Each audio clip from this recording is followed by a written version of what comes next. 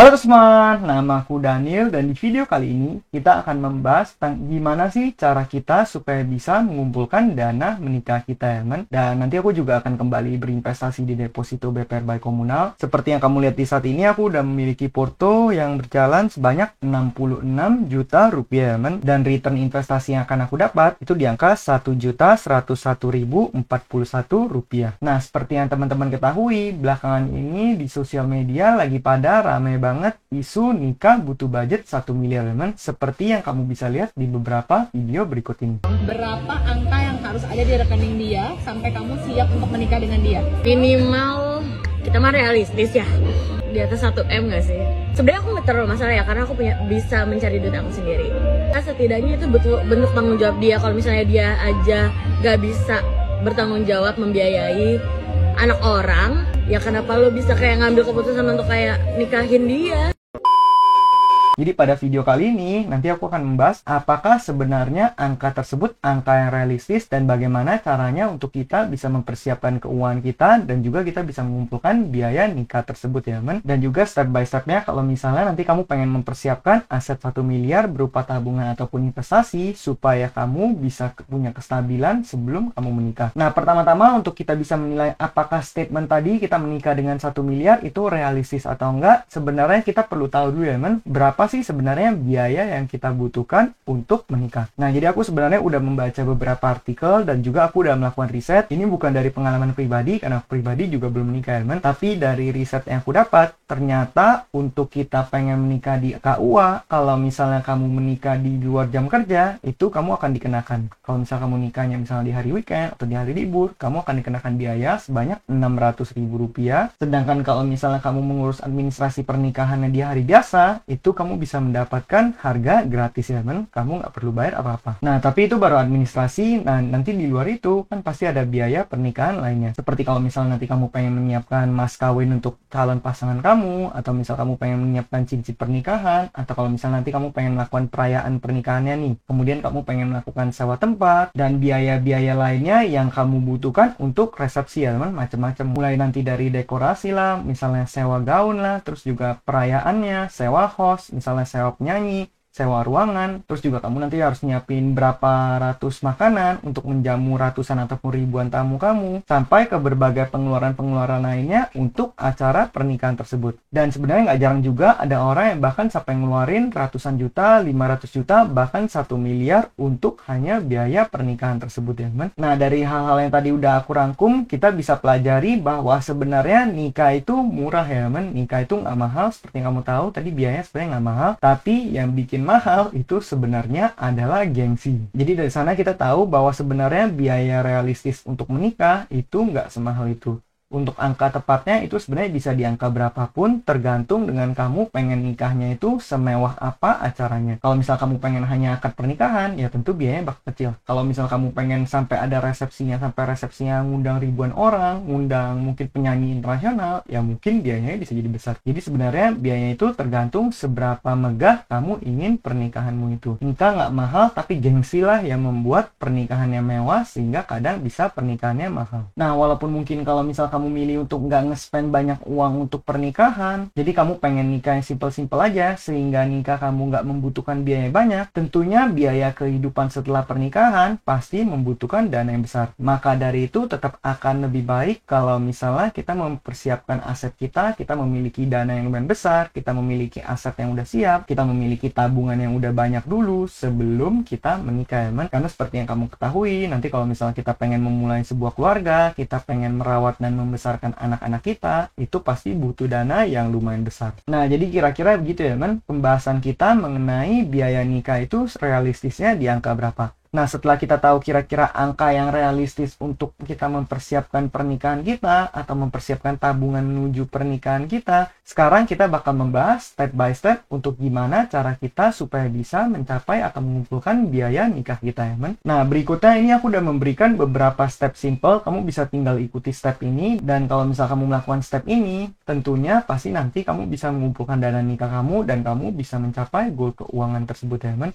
Yang pertama, kamu harus menentukan budget yang realistis dulu. Di sini kamu harus mendiskusikan budget bersama pasangan kamu. Jadi kamu harus tahu dulu berapa budget yang realistis untuk kamu atau kamu beserta pasanganmu bisa capai bersama, teman. Di sini kamu perlu bicarakan dengan pasangan kamu juga gimana tentang pembagian biayanya. Apakah nanti misalnya pihak cowok, kamu sebagai cowok kamu akan full tanggung semuanya, atau misalnya kamu hanya menanggung sekitar 70%, nanti sisanya ditanggung pihak ceweknya. Atau kalau misalnya mungkin secara ekonomi keduanya memiliki kemampuan yang mirip-mirip, sehingga nanti pengen pernikahannya itu supaya nggak berat di sebelah pihak, pengen dibagi dua, jadi 50-50. Cowoknya keluar 50%, ceweknya keluar 50%. Nah, jadi semuanya itu juga harus dibahas dulu. Bahkan di luar itu, kamu juga perlu membahas adat istiadat dan tata caranya, men. Karena seperti yang kamu ketahui, kan setiap jenis adat pernikahan pasti berbeda-beda. Setiap suku dan ras biasanya tata cara pernikahannya, upacaranya juga bisa berbeda-beda. Adatnya juga bisa berbeda-beda. Dan tentunya nanti biaya yang dikeluarkan juga bisa berbeda-beda, ya, men. Jadi ini kamu juga harus sesuaikan, kamu harus bahas dulu semuanya dengan pasangan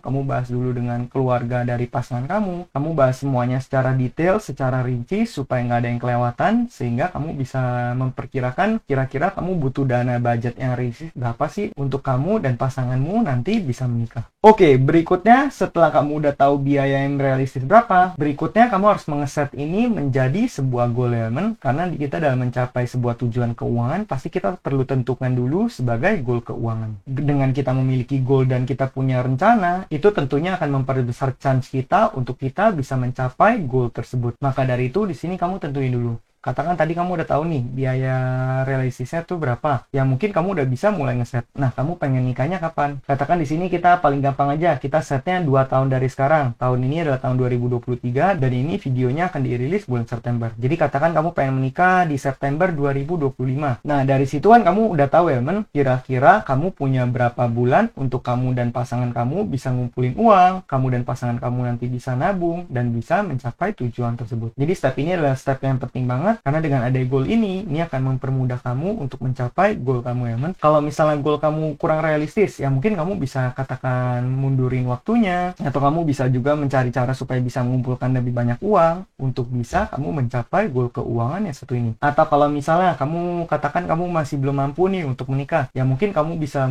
engage dulu atau propose dulu ke pasangan kamu, ya, men. Setidaknya kamu memberikan kepastian kepada pihak wanita bahwa suatu hari kamu akan menikahi wanita tersebut. Karena seringkali biasanya kan dari pihak wanita itu pasti lebih butuh yang namanya kepastian, ya, men. Jadi kalau misal kamu mungkin masih lama, ya mungkin kamu bisa engage dulu atau tunangan dulu, ya, men. Nah, berikutnya setelah kamu udah tahu berapa budgetnya, setelah kamu udah ngeset menjadi sebuah goal, kamu udah tahu kapan pengen mencapai goal tersebut, langkah berikutnya adalah kamu harus memecahnya menjadi step-step kecil yang bisa kamu laksanakan secara konsisten dan rutin, ya, men. Jadi kamu memecahkannya menjadi small actionable step. Artinya apa? Artinya tujuan keuangan kamu itu kamu pecah. Kalau misalnya kamu menikah butuhnya berapa? Katakan kamu butuhnya 100 juta. Kamu hitung kira-kira kamu bakal menabung berapa bulan lagi. Katakan 2 tahun lagi. Artinya kan kamu punya 24 bulan untuk menabung. Jadi gimana caranya 24 bulan itu kamu mengumpulkan 100 juta. Nah, ini salah satu contohnya, ya, men. Kalau misalnya kamu di sini bisa menggunakan aplikasi financial calculator, nanti bisa dihitungin secara otomatis. Kamu tinggal masukin aja di sini. Money deposit adalah uang yang kamu masukkan setiap bulannya. Kemudian period atau month itu adalah jumlah lama kamu berinvestasi. Katakan di sini seperti yang tadi aku bilang, kamu pengen mencapai goalnya itu 2 tahun dari sekarang. Artinya kamu punya 24 bulan untuk menabung. Nah, di sini return investasi itu bisa kamu sesuaikan dengan return investasi yang bisa kamu dapat. Dalam konteks ini kita akan berinvestasi menggunakan Deposito BPR by Komunal, ya, men. Kenapa aku memilih satu platform ini? Aku memilih satu platform ini untuk berinvestasi. Ini tujuannya adalah supaya bisa mendapatkan return yang lumayan oke hingga 6,75%. Tapi yang paling mantap dari berinvestasi di sini adalah investasi ini merupakan investasi yang dijamin oleh LPS, ya, men. Jadi udah memiliki return yang udah oke banget hingga 6,75% dan juga dana kamu bakal dijamin oleh LPS atau lembaga penjamin simpanan. Jadi dengan kamu berinvestasi di sini sebenarnya resikonya udah sangat terukur. Deposito BPR by Komunal ini merupakan satu platform keuangan di mana kamu bisa berinvestasi di lebih dari 200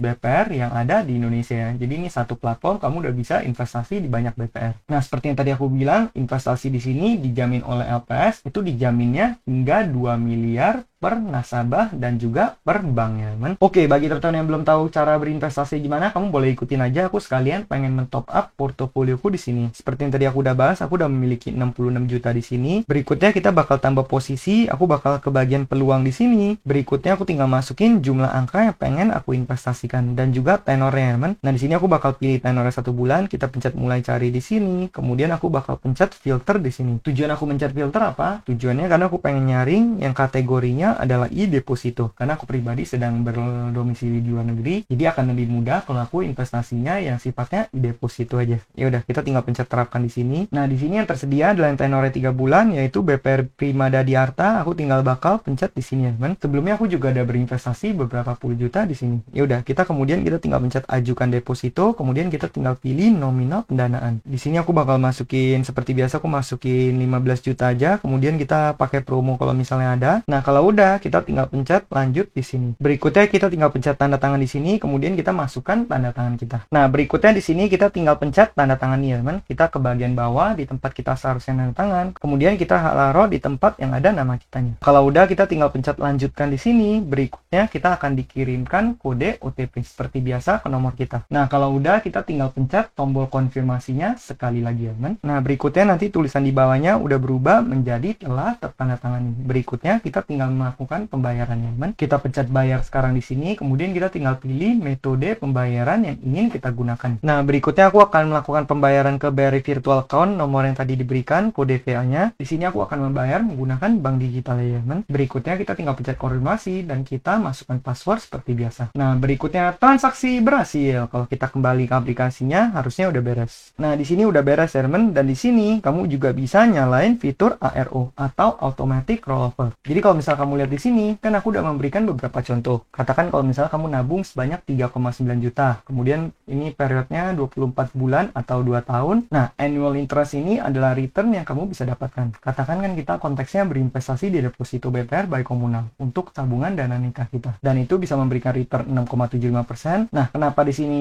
compoundingnya aku atur menjadi quarterly? Karena di sini aku mengambil tenornya yang 3 bulan ya, teman. Jadi setiap 3 bulan ini pendanaannya selesai. Jadi dalam 1 tahun itu pendanaan selesainya itu sebanyak 4 kali. Makanya di sini adalah quarterly. Dia akan di compoundnya secara setiap quarternya, teman. Nah, berikutnya di sini kamu juga bisa menyalakan fitur auto rollover. Auto rollover itu adalah fitur di mana kalau misalnya kamu nyalain, nanti setiap kali udah jatuh tempo, dana kamu seharusnya dikembalikan beserta bunganya. Nanti dana dan bunganya itu akan kembali diinvestasikan. Jadi kenapa di sini kita boleh nyalain ARO? Karena kan tujuan keuangan kita nanti bakal kita ambilnya 2 tahun lagi ya, teman. Jadi kalau misalnya nanti udah jatuh tempo dalam 3 bulan, ya kita maunya setelah 3 bulan dananya kembali diinvestasikan sampai nanti setelah 2 tahun baru akhirnya dana kita akan kita pakai dan kita ambil untuk tujuan goal keuangan kita, yaitu menikah. Jadi di sini kamu tinggal boleh pencet aktifkan automatic rollover atau aktifkan ARO-nya, teman. Nah, kalau kamu lihat di sini kan aku memberikan beberapa contoh. Karena kenapa? Ini karena mungkin kamu memiliki budget atau tujuan goal keuangan dana menikah yang berbeda. Katakan di sini kalau misalnya kamu pengen mencapai 100 juta, ya kamu bisa menggunakan yang ini, teman. Karena di sini kamu bisa lihat maturity value-nya adalah 100 juta. Sedangkan di yang kedua, ini adalah kalau misalnya kamu pengen mencapai 200 juta dan kamu pengen menabung selama 2 tahun, berarti kamu perlu per bulannya masukin sebanyak 7,8 juta kamu investasikan ke instrumen yang menghasilkan 6,75% seperti deposito BPR by komunal ini. Kemudian kamu bakal roll over terus sampai nanti di akhir 2 tahun tersebut baru kamu ARO-nya kamu matiin, kamu tarikin dananya. Seperti itu ya, teman. Dan kalau misalnya yang ketiga ini adalah kalau misalnya kamu pengen mencapai 200 juta tapi kamu pengen menikahnya 3 tahun lagi, yaitu 36 bulan lagi. Dengan asumsi kamu investasi di deposito BPR by komunal juga returnnya 6,75%, kamu perlu per bulannya deposit sebanyak 5 juta rupiah. Jadi begitulah cara untuk membagi goal keuangan kamu menjadi small actionable step yang bisa kamu lakukan dari waktu ke waktu ya, teman.